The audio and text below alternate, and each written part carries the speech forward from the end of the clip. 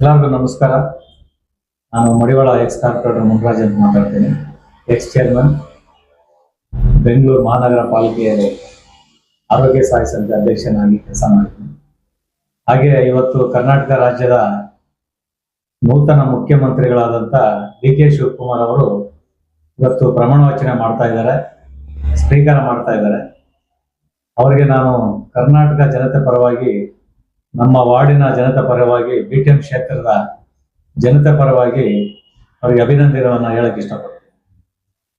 ಹಾಗೆ ಇವತ್ತು BTM ಕ್ಷೇತ್ರದಲ್ಲಿ ಇರ್ತಕ್ಕಂಥ ನಮ್ಮ ಗುರುಗಳಾದಂಥ ರಾಮನಗಡಿ ಸಾಹೇಬರು ಅವರು ಕೂಡ ಇವತ್ತು ಪ್ರಮಾಣ ವಚನ ಮಾಡ್ತಾ ಇದ್ದಾರೆ. ಅವರಿಗೆ ಒಂದು ಉತ್ತಮವಾದ ಖಾತೆಯನ್ನ ನಮ್ಮ ಕರ್ನಾಟಕದ ಮುಖ್ಯಮಂತ್ರಿ ಡಿ.ಕೆ. ಶಿವಕುಮಾರ್ ಸಾಹೇಬರು ನೀಡ್ತಾರಂತ ನಾನು ಒಂದು ನಂಬಿಕೆಯನ್ನು ಇಟ್ಟಿದ್ದೀನಿ. ಯಾಕಂದ್ರೆ ಇವತ್ತು ಬೆಂಗಳೂರಲ್ಲಿ ಕಾರ್ಪೊರೇಟರ್ ಲೆವೆಲ್ ಇಂದ ಬಂದಂತ ಪ್ರತಿ ಒಂದು ಬೆಂಗಳೂರಲ್ಲೂ ಕೂಡ ಎಲ್ಲ ತಿಳ್ಕೊಂಡಿರತಕ್ಕಂಥ ನಮ್ಮ BTM ಕ್ಷೇತ್ರದ ಶಾಸಕರ ಮಂತ್ರಿಗಳಾದಂಥ ರಾಮನಗಡಿ ಸಾಹೇಬರು ಅವರಿಗೆ ಒಳ್ಳೆ ಖಾತೆಯನ್ನು ಕೊಡಬೇಕು. ಅದರಲ್ಲೂ ಕೂಡ ವಿಶೇಷವಾಗಿ ಬೆಂಗಳೂರು ಅಭಿವೃದ್ಧಿ ಮಾಡೋದಕ್ಕೆ ಅವರಿಗೆ ಬಹಳ ಆತಂಕದಿಂದ ಕಾಯ್ತಾ ಇದ್ದಾರೆ. ಯಾಕಂದ್ರೆ ಇವತ್ತು ಎಸ್.ಎಂ. ಕೃಷ್ಣ ಸಾಹೇಬರ ಕಾಲದಿಂದಲೂ ಕೂಡ ಅವರು CM ಆದಾಗಲೂ ಕೂಡ ಇವರಿಗೆ ಒಳ್ಳೆ ಖಾತೆಯನ್ನ ಕೊಟ್ಟಿದ್ರು. ಸಿದ್ದರಾಮಣ್ಣವರು ಕೂಡ ಮೊದಲನೇ ಮುಖ್ಯಮಂತ್ರಿ ಆದಾಗ ಸಿದ್ದರಾಮಣ್ಣ ಸಾಹೇಬರು ಕೂಡ ಅವರಿಗೆ ಒಳ್ಳೆ ಖಾತೆಯನ್ನ ಕೊಟ್ಟಿದ್ರು.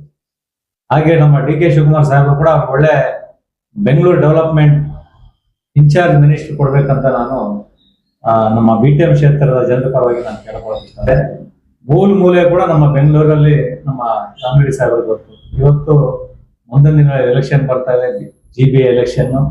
ಅದಕ್ಕೋಸ್ಕರ ಬೆಂಗಳೂರಲ್ಲಿ ಸಾಕಷ್ಟು ಸಣ್ಣ ಪುಟ್ಟ ಪ್ರಾಬ್ಲಮ್ ಇರೋದ್ರಿಂದ ಅದರಲ್ಲೂ ವಿಶೇಷವಾಗಿ ಕಾಂಗ್ರೆಸ್ ಅಲ್ಲೂ ಬಹಳ ಕಷ್ಟಪಟ್ಟು ಇವರು ಸುಮಾರು 50 ವರ್ಷದ ರಾಜಕಾರಣಿ ನಮ್ಮ ಸಾಹೇಬರು.